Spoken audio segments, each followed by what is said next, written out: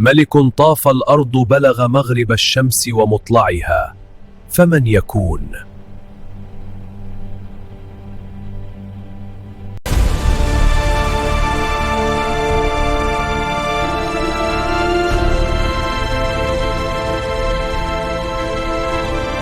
قصة ذكرها القرآن تحمل سر القوة والإيمان والعدل العظيم.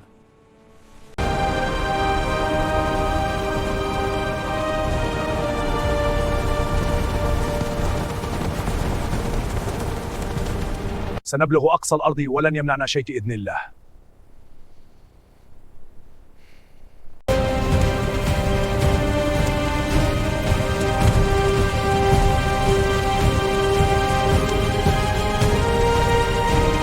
آتاه الله قوة وسلطانا ومكن له في الأرض تمكينا.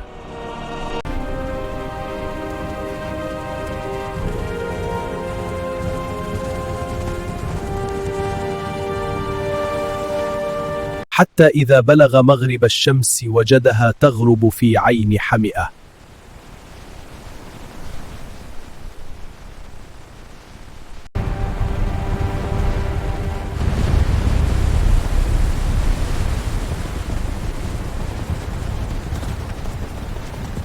من هؤلاء جيش لم نرى مثله قط. فخيره الله بين أن يعذبهم أو يعاملهم بالعدل والإحسان. أما من ظلم فسوف نعذبه ثم يرد إلى ربه، وأما من آمن وعمل صالحا فله جزاء الحسنى.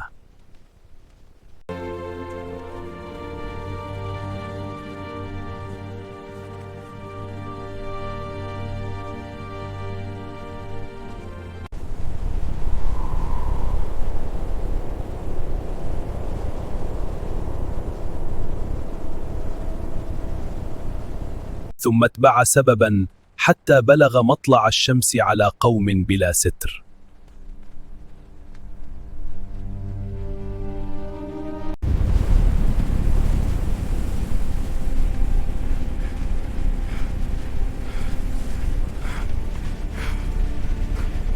قوم لم يجعل لهم من دون الشمس سترا، فكان ابتلاء عظيما.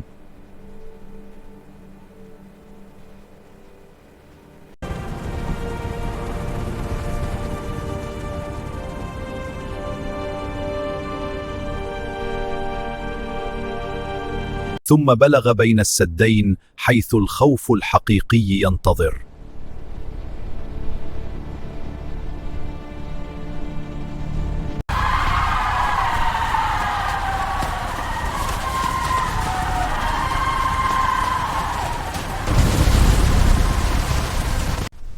يأجوج ومأجوج مفسدون يأتون كالسيل.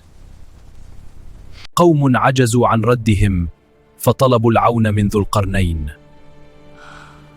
فهل نجعل لك خرجا لتجعل بيننا وبينهم سدا؟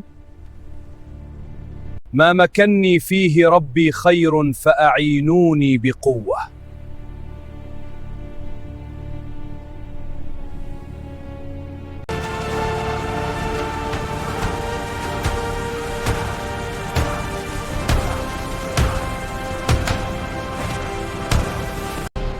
ردم عظيم بين جبلين يبنى بقوة الحديد والنار.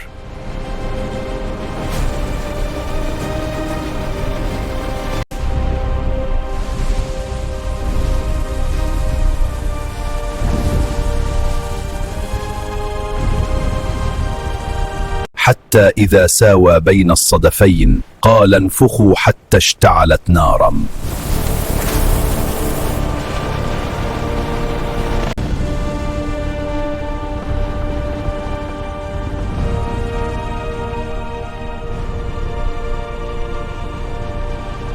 فما استطاعوا أن يظهروه وما استطاعوا له نقبا.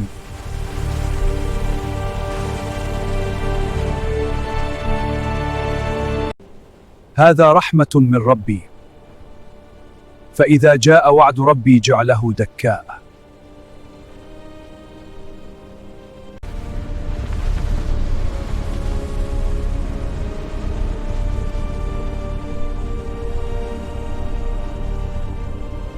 قصة ملك عادل استخدم القوة لنصرة الحق. فهل نتعلم؟ إذا أعجبك هذا المحتوى وتريد المزيد من القصص المذهلة والمعلومات الشيقة، لا تنسى الاشتراك في القناة. اضغط على زر الإعجاب لدعمنا وفعل جرس التنبيهات ليصلك كل جديد فور نشره. دعمك هو الذي يجعلنا نستمر في تقديم محتوى أفضل وأقوى. انضم إلينا الآن وكن جزءا من رحلتنا.